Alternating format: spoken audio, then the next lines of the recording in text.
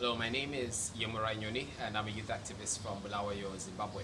In 2013 and 2014, I got together with a team of young leaders and we carried out an advocacy campaign to try and criminalize child marriage in Zimbabwe. Our strategy was to work with children's groups, so we came together with the Children's Parliament and the Junior Council.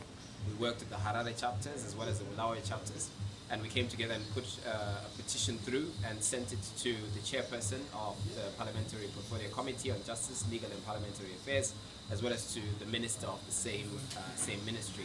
And our strategy was to inundate them with emails, and it worked. At some point, the chair of that parliamentary committee sent us an email asking us to send emails elsewhere because she was now in support of the initiative and actually backed the debate in Parliament. We were successful in that the motion we wanted to be tabled to Parliament was tabled to Parliament, and we gave ongoing support to members of Parliament to be able to debate from a place of knowledge.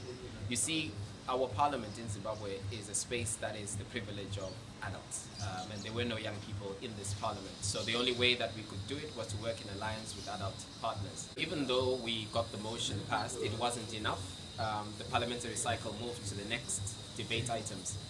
And so one of the partner organizations we worked with, Roots Africa, led by Beatrice Savachke, then decided to take a bolder step and work with two survivors of child marriage and to take the government to court to criminalize child marriage. So she worked then with Loveness, Ruvimbo, two exceptional young women who took the government to court and won.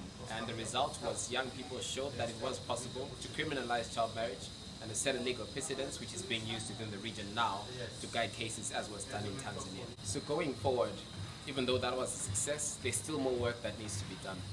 The first thing is we need a human rights framework that supports young people's participation in politics, particularly within Parliament, so that adolescents and young people have a more direct route to be able to address their issues and articulate laws and policies that make sense to them and reflect their needs.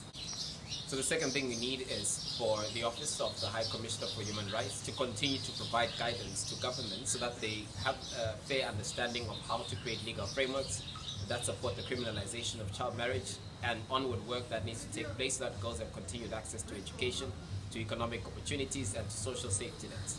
We need to work closely with survivors of child marriage and young people to be able to espouse a human rights framework that is future fit, that explores the different dynamics that child marriage, in which child marriage affects young people, and be able to provide solutions legally and frameworks that can guide the world in how to effectively end child marriage. In the last few years that I have as a young person, I will continue to do work to end child marriage through the organization we have in Zimbabwe called .youth, and alongside other young people who have decided to work alongside me to challenge the practice and other forms of sexual and gender-based violence in Africa, in South Asia and other parts of the world.